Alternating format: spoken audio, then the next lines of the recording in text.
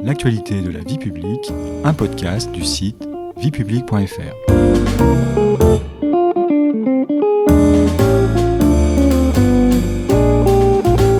Bonjour à tous, bonjour Stéphanie. Bonjour Patrice. Au sommaire de ce 7e épisode de notre série consacrée au municipal, le Grand Paris.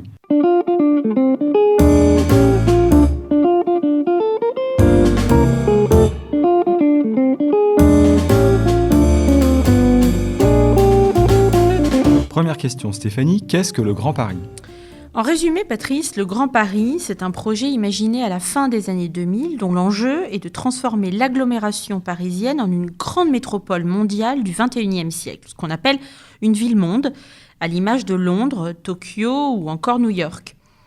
Parmi les principaux objectifs du Grand Paris, mentionnons l'amélioration du cadre de vie des habitants de cette très grande métropole, la réduction des inégalités entre les territoires. Vous avez dans l'agglomération parisienne des îlots de pauvreté et des zones où la richesse est particulièrement concentrée. Et enfin, un objectif extrêmement ambitieux, bâtir une ville durable, c'est-à-dire respectueuse de l'environnement, peu énergivore et où les moyens de transport doux sont très développés. L'enjeu est tellement important pour la société et l'économie française, il s'agit de la capitale du pays, qu'un secrétariat d'État a spécialement été créé en 2008, le secrétariat chargé du développement de la région capitale. Avant cela, si je ne me trompe pas, dès le 19e siècle, il y a des projets de création d'un Grand Paris. En effet, Patrice, dès le 19e siècle, Napoléon III a eu le projet d'agrandir la capitale. À l'époque, il souhaitait y incorporer des communes voisines de Paris comme Auteuil, Passy, les Batignolles, qui aujourd'hui sont des quartiers de la ville. Il avait même pour ambition d'étendre la capitale d'ouest en est, de Saint-Germain-en-Laye jusqu'à Marne-la-Vallée, là où est situé aujourd'hui le parc Disneyland Paris, c'est-à-dire environ 30 km vers l'ouest et 30 km vers l'est. Son idée était déjà de faire de Paris une grande métropole moderne, en mesure de rivaliser avec Londres. Ensuite, au début du XXe siècle, l'ambition s'est réduite à l'idée de regrouper administrativement Paris et sa proche banlieue dans le but d'aboutir à une meilleure cohérence des réseaux de transport et à une amélioration de l'habitat, en particulier des couches populaires. Est-ce qu'avec l'ancien département de la Seine, créé en 1790 et supprimé en 1968, qui rassemblait les 20 arrondissements de Paris, plus les 80 communes limitrophes des départements actuels des Hauts-de-Seine, de la Seine-Saint-Denis et du Val-de-Marne, on n'avait pas déjà une forme de Grand Paris ? Oui, c'est vrai. Mais une réforme territoriale visant à réorganiser la région parisienne, voulue par le général de Gaulle, a abouti au démembrement de ce Grand Paris. Mais à l'époque, la majorité des élus du territoire étaient hostiles à cette réforme car ils estimaient que l'organisation d'un Grand Paris était pertinente et avait fait ses preuves. Comment concrètement le projet d'un Grand Paris est-il relancé à la fin des années 2000 ? Une grande consultation architecturale internationale est lancée en 2007. L'objectif étant d'imaginer ce que pourrait être le Grand Paris sur le plan urbanistique et paysager à l'horizon de 20, 30, voire 40 ans. Des équipes pluridisciplinaires qui réunissent des sociologues, des paysagistes, des économistes, des géographes, etc., sont constituées sous la houlette d'architectes, parmi lesquels des Français très connus comme Jean Nouvel ou Roland Castro. Et du côté du secrétariat d'État chargé du développement de la région capitale, des propositions ont été avancées, notamment la création de pôles économiques majeurs autour de Paris, ainsi que la création d'un réseau de transport public du Grand Paris baptisé le Grand Paris Express, c'est-à-dire la construction de 200 km de nouvelles lignes de métro automatiques autour de la capitale, comprenant 68 gares permettant de connecter les territoires périphériques entre eux sans passer par Paris.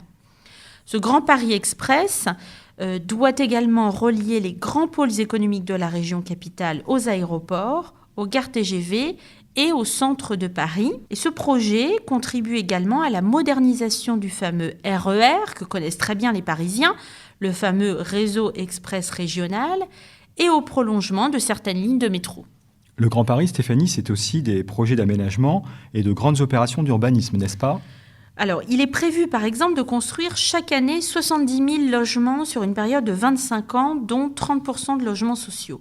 Ces logements neufs se concentrent aux abords des futures gares du Grand Paris Express dans le but de désengorger la ville de Paris. De nombreux quartiers verront le jour le long de ce réseau de transport, mêlant logement, commerce, bureaux et équipements culturels. Dans le domaine économique, le projet s'accompagne également de la création de ce qu'on appelle un cluster industriel et scientifique, c'est-à-dire un réseau dense mêlant entreprises, laboratoires de recherche, universités, etc. autour du plateau de Saclay, situé au sud de Paris. Ce cluster concerne environ 50 communes de l'Essonne et des Yvelines. Le Grand Paris Express est un méga chantier. Quel en est exactement le coût ? On parle de la facture du siècle. Les estimations initiales de dépenses de la Société du Grand Paris établissaient un budget d'environ 25,5 milliards d'euros en mars 2013. Depuis cette date, les estimations ont été fortement réévaluées puisqu'elles atteignaient en juillet 2017 38,5 milliards d'euros, soit une hausse de 13 milliards d'euros. Un rapport de la Cour des comptes de 2018 a d'ailleurs tiré la sonnette d'alarme sur ce dérapage budgétaire, ce qui a conduit le Premier ministre à demander des mesures substantielles d'économie à la Société du Grand Paris. Et ces économies passeraient nécessairement par une révision du tracé de certaines lignes. Cela a suscité d'ailleurs l'inquiétude d'élus locaux qui ne souhaitent pas voir le projet se transformer en un Grand Paris Express au rabais. À quelle date le Grand Paris Express doit-il entrer en service ? Alors l'ouverture des premières lignes commencera en 2024. Alors pourquoi 2024 ? Parce que c'est l'année de l'organisation des Jeux Olympiques de Paris. L'idée étant de relier l'aéroport d'Orly à Saint-Denis-Pleyel où sera installé le village olympique. Et 2030, c'est l'année à laquelle le Grand Paris devrait être achevé et à laquelle les franciliens pourront se déplacer de banlieue à banlieue sans avoir à transiter par le centre de Paris. Mais attention, le projet accuse déjà des retards de calendrier, notamment sur les délais de livraison initiaux de certaines lignes. En fait, le Grand Paris, Stéphanie, n'est-ce pas une intercommunalité à très grande échelle ? En effet, Patrice, la métropole du Grand Paris, officiellement née le 1er janvier 2016, est une intercommunalité.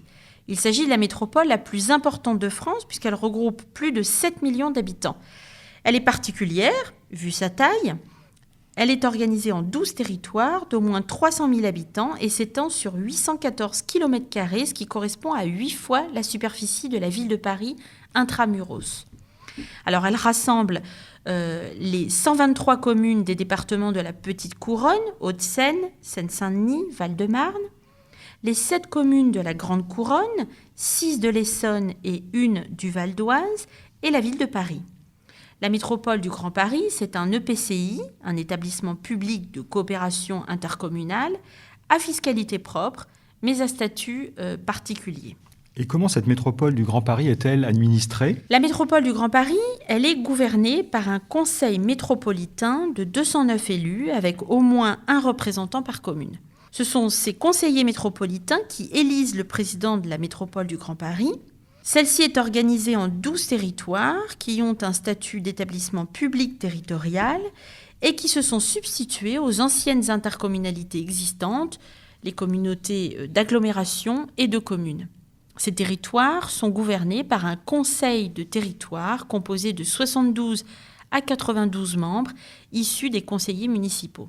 Alors, en termes de compétences, la métropole du Grand Paris élabore les politiques publiques en matière de politique locale de l'habitat, de protection et de mise en valeur de l'environnement, de la politique du cadre de vie, de l'aménagement de l'espace métropolitain et enfin de développement et d'aménagement économique, social et culturel.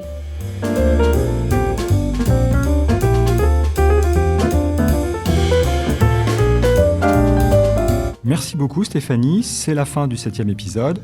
Dans le prochain épisode, nous esquisserons un portrait des maires français. Vous pouvez vous abonner à tous nos podcasts sur les plateformes habituelles et également les retrouver sur nos réseaux sociaux. Et pour en savoir plus, rendez-vous sur notre site internet viepublique.fr. À très vite. Au revoir à tous, au revoir Patrice.